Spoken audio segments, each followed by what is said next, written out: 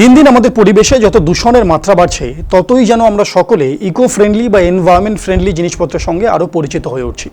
এই eco friendly বা environment friendly জিনিসপত্রে এখন আমাদের চারপাশ ছেয়ে গেছে। সম্প্রতি আমরা এই তালিকায় যুক্ত করেছি আমাদের পোশাক আশাক থেকে শুরু করে মেয়েদের শাড়ি, তার সঙ্গে সঙ্গে panjabi, bed cover, cushion cover, আরও কত কী।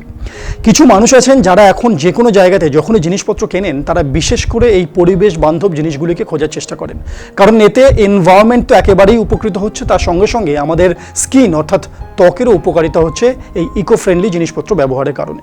এখন একটা প্রশ্ন থেকেই যায়, যে মানুষরা এই জিনিসগুলিকে কিনছেন বা খুঁজছেন তাদের মধ্যে আদৌ কতজন জানেন যে এই জিনিসগুলি তৈরি হয় রঞ্জক বা ডাই নামক জিনিস থেকে। এখন প্রশ্ন হলো এই রঞ্জক বা ডাই কি? এই রঞ্জক বা ডাই হলো এক রকমের রং যা প্রকৃতির বিভিন্ন জিনিসপত্র থেকে তৈরি হয়। যদিও বড় মাপের পোশাক শিল্পের জন্য কৃত্রিম বা রাসায়নিক রঞ্জক প্রচুর পরিমাণে ব্যবহার করা হচ্ছে আজকাল, তবে আবহাওয়ার দ্রুত পরিবর্তন এবং বাতাসের দূষণের মাত্রা বেড়ে যাওয়ায় প্রাকৃতিক রঙের মান ও স্থায়িত্ব ধরে রাখা চ্যালেঞ্জিং হয়ে উঠেছে। সরাসরি রোদ, তাপমাত্রার ওঠানামা এবং কম বা বেশি বৃষ্টির কারণে এই রঞ্জক সংগ্রহ এবং তাকে ড্রাই করার যে প্রসেস এখন অনেক বেশি সময় সাপেক্ষ এবং জটিল হয়ে গেছে। এর ফলে আমাদের দেশের রঞ্জক শিল্প এখন এক রকমের প্রায় সংকটের মুখোমুখি বলা যেতে পারে। সোজা ভাষায় এই পদ্ধতিকে বলা হয় ন্যাচারাল ডাই। একটা কাপড়ের সুতো থেকে শুরু করে তার রং পর্যন্ত পুরো জিনিসটাই কিন্তু প্রকৃতি থেকে আসা সেই ন্যাচারাল ডাই থেকেই তৈরি হয়। নমস্কার, আমি মুনিশ, আপনারা দেখছেন সিভিএনএন চ্যানেলে স্মার্ট সল্টলেক সবার জন্য সব সময়। আমাদের আজকের পর্বের বিষয় এই আনপ্রেডিক্টেবল ওয়েদার অর্থাৎ অপ্রত্যাশিত আবহাওয়ার কারণে কিভাবে এই রঞ্জক শিল্প অর্থাৎ এই ন্যাচারাল ডাই প্রসেসে পুরো যে পদ্ধতিটা তৈরি হয়েছে সেইটা কিভাবে দিনের পর দিন আরও বিপদের দিকে এগিয়ে যাচ্ছে। আজকের দিনে দাঁড়িয়ে আমরা প্রায় সকলেই পরিচিত এই টাই অ্যান্ড ডাই শব্দটির সঙ্গে। এখানে টাই কথার অর্থ হলো বাঁধা বা বেঁধে রাখা এবং ডাই কথার অর্থ হলো রং বা রঞ্জক করা, অর্থাৎ বেঁধে রেখে কাপড় রং করার পদ্ধতি হলো টাই অ্যান্ড ডাই। এখন বেঁধে রেখে যখন কাপড়টি রং হচ্ছে তখন প্রত্যাশিত যে সেখানে কিছু জায়গায় রং লাগবে এবং কিছু জায়গায় রং লাগবে না, এবং এই রং লাগা এবং না লাগার ফলে কাপড়ের ওপর যে অদ্ভুত নকশা সৃষ্টি হয় এটাকেই বলা হয় টাই অ্যান্ড ডাই প্রিন্ট। কিন্তু একটা প্রশ্ন এখন প্রত্যেকের মনেই ঘোরাফেরা করে, সেটা হলো এই টাই অ্যান্ড ডাইয়ের এই পদ্ধতি বা প্রচলন আদৌ শুরু কোথায় হলো বা কিভাবে হলো? যুগ যুগ ধরে দক্ষিণ এশিয়ার বিভিন্ন অঞ্চলে এই প্রক্রিয়ায় কাপড় রং করা চলছিল। ভারতবর্ষে এই কারুশিল্পের উৎস নির্দিষ্ট কোনো একটি অঞ্চলে সীমাবদ্ধ ছিল তা একেবারেই বলা যায় না। তবে মুসলিম খত্রি সম্প্রদায় যারা এখনও এই শিল্পের অস্তিত্ব টিকিয়ে রেখেছেন তাদের পাকিস্তানের সিন্ধ থেকে গুজরাতের কচ্ছ অঞ্চলে আনা হয়েছিল বলে জানা যায়। প্রায় 400 বছর আগে জামনগর শহর গড়ে ওঠার সময় সেখানে ন্যাচারাল ডাই বা প্রাকৃতিক রঞ্জক দিয়ে বাঁধনের কাজ শুরু হয়। আজ এই শহরটি টাই অ্যান্ড ডাইয়ের অন্যতম প্রধান কেন্দ্র, যেখানে নতুন নকশা ও আধুনিক রং নিয়ে নানান পরীক্ষা নিরীক্ষাও করা হয়। টাই অ্যান্ড ডাইয়ের উল্লেখ আমরা প্রথম দেখতে পাই বাণভট্টের হর্ষচরিত গ্রন্থে। এই ধরনের কাপড় মূলত মহিলাদের কাপড়ের নিচের অংশ তৈরি করতে ব্যবহার হতো। এছাড়াও অজন্তার দেওয়াল চিত্রও আমরা টাই অ্যান্ড ডাইয়ের ব্যবহার দেখতে পাই। এখন ন্যাচারাল ডাই হলো যে কোনো গাছের গুঁড়ি, ছাল, পাতা, ফুল, ফল বা বিভিন্ন রকমের খনিজ থেকে তৈরি হওয়া রঙকে ব্যবহার করে যে কোনো কাপড়কে রঙিন করার পদ্ধতি, যা বহু বহু বহু বছর পুরনো এবং অবশ্যই পরিবেশ বান্ধব বা ইকো ফ্রেন্ডলি। নীল, গাঁদা, হলুদ, কদম বা মেহগনির গাছের বাকল, পেঁয়াজের খোসা, জবা বা গোলাপের পাপড়ি, হলুদ কিংবা কফি বা চা প্রাকৃতিক রঙের চমৎকার একটি উৎস। এটি রাসায়নিক রঙের সম্পূর্ণ বিপরীত, ফলে একটা সময় টেকসই ফ্যাশন এবং হস্তশিল্পে এর চাহিদা ব্যাপকভাবে বাড়ে। মানুষ পোশাকে বৈচিত্র্য আনার জন্য কাপড়ের রঙের ব্যবহার শুরু করেন। যখন কৃত্রিম রং আবিষ্কার হয়নি তখন মানুষ এই ন্যাচারাল ইনগ্রিডিয়েন্টস থেকে রং সংগ্রহ করত। শেফালি, পলাশ, কুসুম ইত্যাদি ফুল থেকেও রং তৈরি করা হয়। পান খাওয়ার জন্য যে খয়ের ব্যবহার হয় তার থেকেও রং তৈরি করা যায়।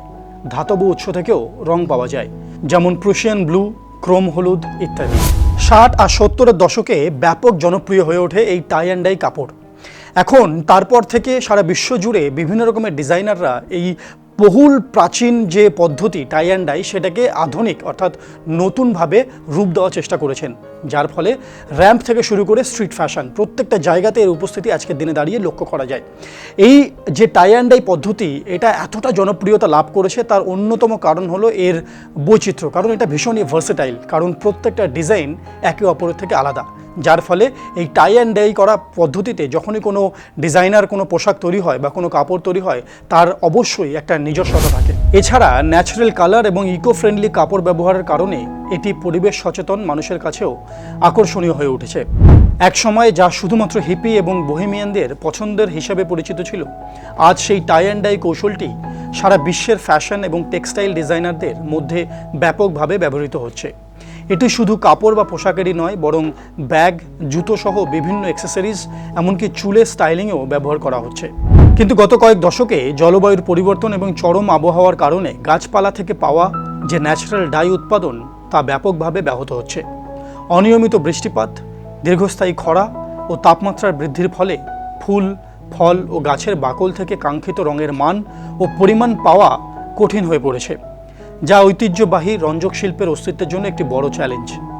রং বিবর্ণ হয়ে যাওয়ায় প্রাকৃতিক রঞ্জকের চাহিদাও কমে যাচ্ছে এবং কারিগররা অর্থনৈতিক সংকটে পড়েছেন।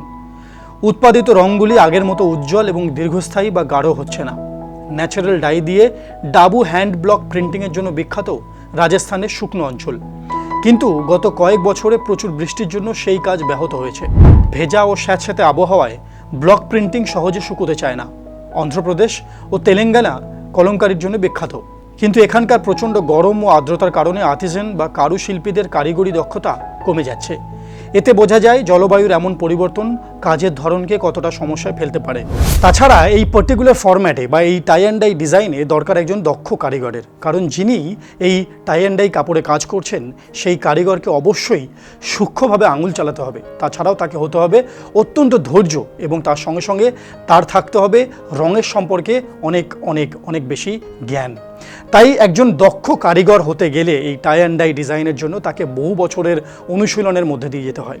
এসবের পাশাপাশি এই প্রযুক্তিতে দক্ষ এবং নিখুঁত হিসাবেরও প্রয়োজন, কারণ বলা হয় প্রায় 20 মিটার কাপড়ের জন্য একজনকে 15 থেকে 20 দিন সময় লাগাতে হয় তার কাজের জন্য। সব শেষে তাঁত থেকে কাপড়টি খুলে তারপর সেটাতে স্টার্চ দিয়ে তারপর পালিশ করে সেটাকে বাজারে পাঠানো হয় এবং মূলত একটি নকশাতে বা একটি ডিজাইনে যতগুলো বিন্দু বা গিট থাকে তার উপরেই নির্ধারিত হয় সেই কারিগরের পারিশ্রমিক। যে কারণেই এখন বর্তমান প্রজন্মের ছেলেমেয়েরা বা সেই কারিগরের পরবর্তী প্রজন্মের ছেলেমেয়েরা কিন্তু সেই পুরনো ব্যবসায় বা পেশায় আর ফিরতে চাইছেন না, কারণ এই কাপড় গিট বাঁধা এবং তাতে রং করা যতটা ধৈর্যর প্রয়োজন হয় তার সঙ্গে সঙ্গে সেখানে প্রয়োজন হয় কায়িক শ্রমের। পাওয়ারলুম বা মেশিনে তৈরি সস্তা টাই অ্যান্ড ডাই প্রিন্ট আসল হাতের কাজের বাজার নষ্ট করে দিচ্ছে। মেশিনে তৈরি পণ্য আসল দামের চেয়ে অর্ধেক দামে বাজারে পাওয়া যায়, যা মূল শিল্পীদের চরম আর্থিক সংকটে ফেলছে। ডাইং ও কালার করার প্রক্রিয়ায় প্রচুর পরিমাণে জলও লাগে এবং পরিবেশ দূষণকারী। কেন্দ্র ও রাজ্য দূষণ নিয়ন্ত্রণ বোর্ডের কঠোর নিয়মের কারণে অনেক ছোট ও মাঝারি ডাইং ইউনিট ক্ষতিগ্রস্ত হচ্ছে। কম আয় ও অনিশ্চয়তার কারণে নতুন প্রজন্ম এই পেশা থেকে মুখ ফিরিয়ে নিচ্ছে।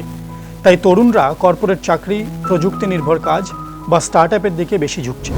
তবে আশার কথা হলো সারা দেশ জুড়ে যে ক্লোদিং ইন্ডাস্ট্রি আছে তা কিন্তু আমাদের ইন্ডিয়ার ওভারঅল জিডিপিতে 2.3% কন্ট্রিবিউট করে এবং ওয়ার্ল্ড ওয়াইড যে রঞ্জক উৎপাদনকারী দেশগুলি আছে তার মধ্যে অন্যতম হলো আমাদের ভারতবর্ষ।